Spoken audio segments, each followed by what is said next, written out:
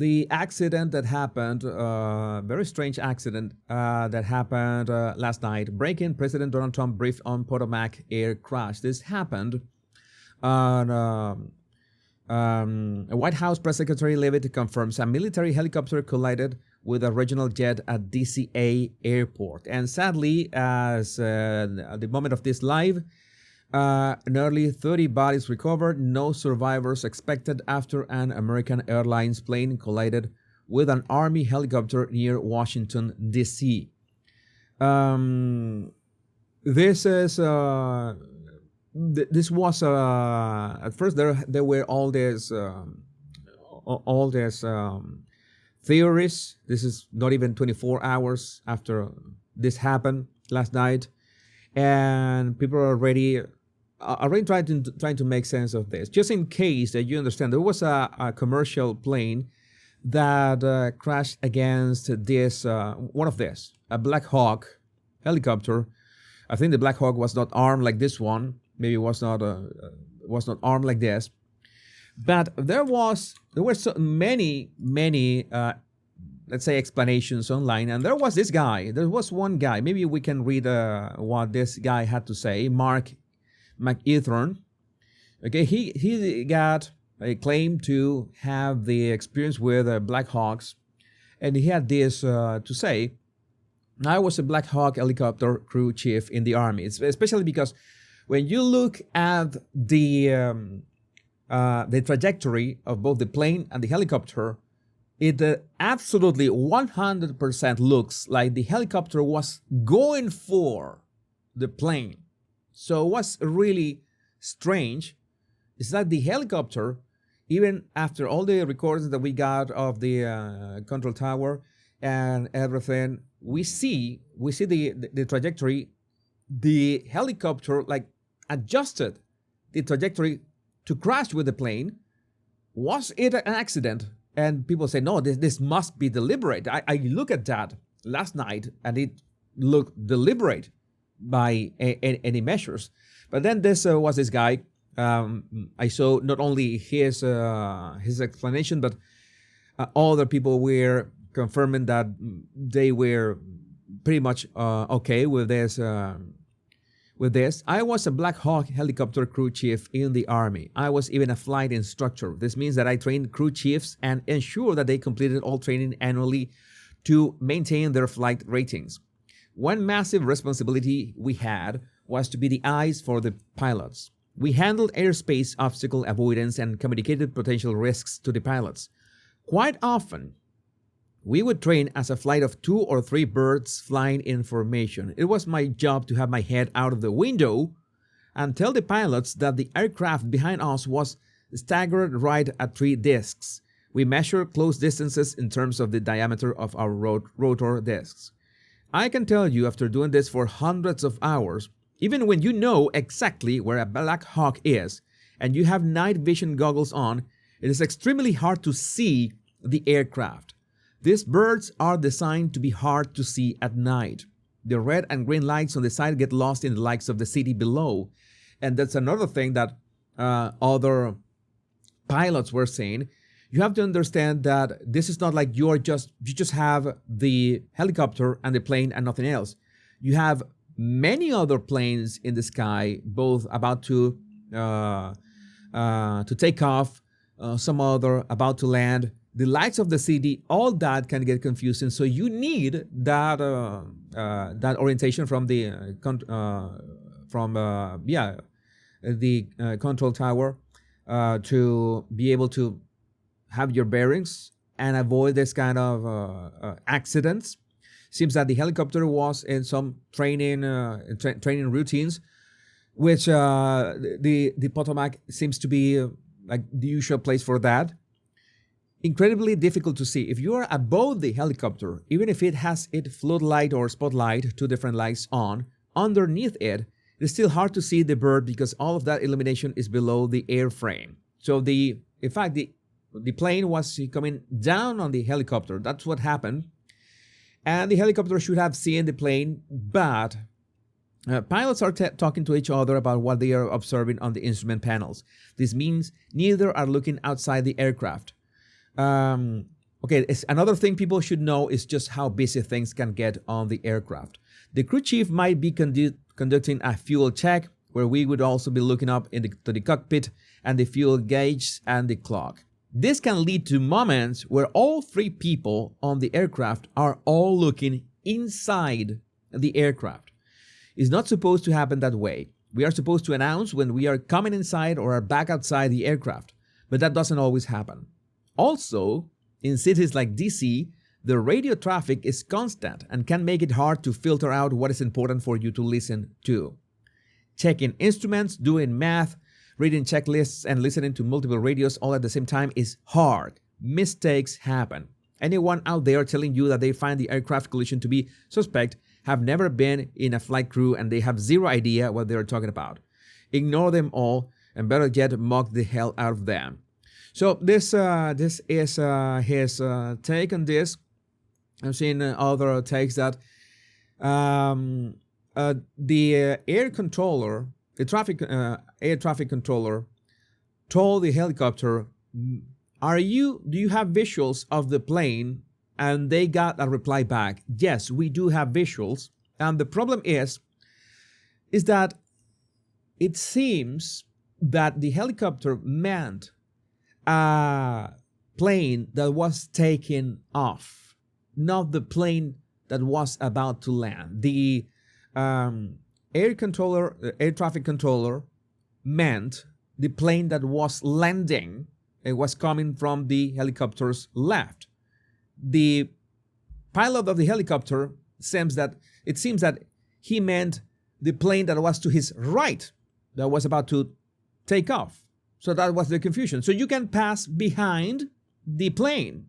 So that's what the air controller told the helicopter pilot. So that was the part of the confusion, because, okay, this plane is taking off, so no big deal. They never saw the plane that was right on top of them. And yes, that's a reality. If you have blinding lights of a bright city and you're about to land in an airport, it would be really hard to see a Black Hawk at night, at that distance, at that angle. I'm talking about the plane going down. So it seems to have been extremely tragic accident. Altitude was crucial as well, David Crawford. I agree. Altitude was crucial. Some other opinions are also that it was part of the accident. And well, President Trump just eviscerated the FAA and blamed their incompetence on their DEI practices during his press briefing on the DC plane crash. Trump also called out pothole Pete Buttigieg, saying that he had a good line of BS. He has run FAA right into the ground with his diversity. This was what Trump had to say. Have more to say about that. I do want to point out that various articles that appeared prior to my entering office, and here's one. The FAA's diversity push includes focus on hiring people with severe intellectual and psychiatric disabilities. Imagine that. That is amazing. And then it says FAA says people with severe disabilities are most underrepresented segment of the workforce, and they want them in, and they can be air traffic controllers. I don't think so. God. This was in January 14th, so that was a week before I entered office. They put a big push to put diversity into the FAA's program. Then another article, the Federal Aviation Administration, this was before I got to office, recently, second term. The FAA is actively recruiting workers who suffer severe intellectual disabilities, psychiatric problems, and other mental and physical conditions under a diversity and inclusion hiring initiatives. Fuck's sake. Yeah, what is this? What is this? How can this be possible? Are these people insane? You know how critical is the work of an air traffic controller? It's one of the most stressful jobs that exists in the world. And imagine the responsibility that you have. Spelled out on the agency's website. Can you imagine? These are people that are, I mean, actually, their lives are shortened because of the stress that they have. Yeah. Brilliant people have to be in those positions, and their lives are actually shortened, very substantially shortened because of the stress, where you have many, many planes coming into one target, and you need a very special talent and a very special genius to be able to do it. Targeted disabilities are those disabilities that the federal government, as a matter of policy, has identified for special emphasis in recruitment and hiring. The FAA's website states they include hearing, vision, missing extremities, partial paralysis, complete paralysis, epilepsy, severe intellectual disability, psychiatric disability, and dwarfism all qualify for the position of a controller of airplanes. What the fuck? Hearing and seeing disabilities qualified for air traffic controllers. How can they do that? How is that possible? It's pouring into our country, pouring into a little spot, a little dot on the map, a little runway. The initiative is part of the FAA's diversity and inclusion hiring plan. Think of that. The initiative is part of the FAA's diversity and inclusion hiring plan, which says diversity is integral to achieving FAA's mission of ensuring safe and efficient travel. I don't think so. I think it's just the opposite. The FAA website shows that the agency's guidance on diversity hiring were last updated on March 23rd of 22. They wanted to make it even more so. And then I came in, and I assume maybe this is the reason. The FAA, which is overseen by Secretary Pete Buttigieg, a real winner. That guy's a real winner. Do you know how badly everything's run since he's run this Department of Transportation? He's a disaster. He was a disaster as a mayor. He ran his city into the ground, and he's a disaster now. He's just got a good line of bullshit. The Department of Transportation is government agency charged with regulating civil aviation. Well, he runs it. Well, this is something that I hadn't seen this claim. I just saw that it was relevant to the topic. You see that we are a bit over time with this topic, and I can't believe this. I can't believe how people can be so irresponsible with their effing DEI stuff, the diversity, equity, and inclusion that is killing people. DEI is literally, we have seen it, has literally killed people. Prove me wrong. Prove me wrong. Just go ahead. I would love somebody to prove me wrong on this. Air traffic controllers with disabilities. No, let's say this.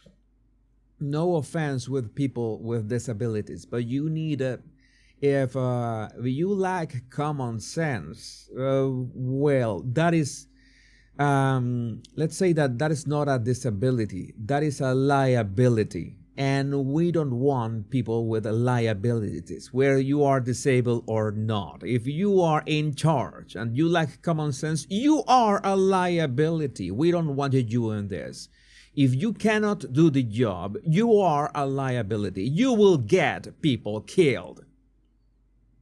You will rip loved ones from their families just because of your incompetence.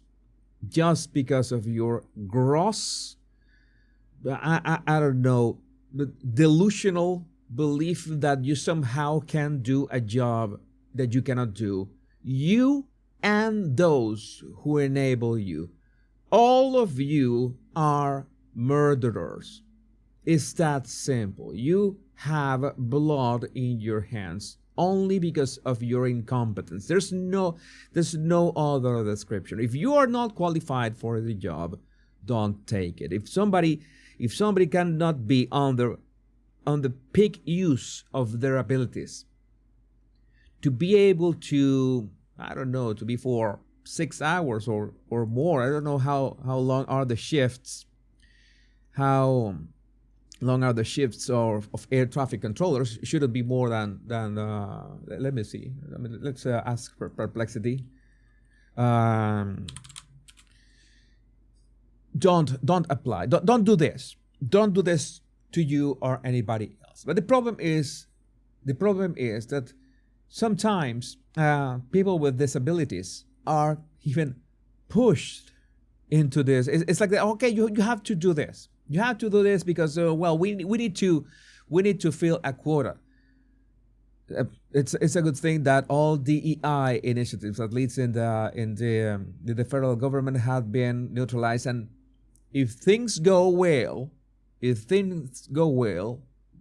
is the year that DEI goes to die, and we get to fly and live and exist safer again, and common sense reigns again. Again, have nothing against disabled people. I have a lot against lack of common sense.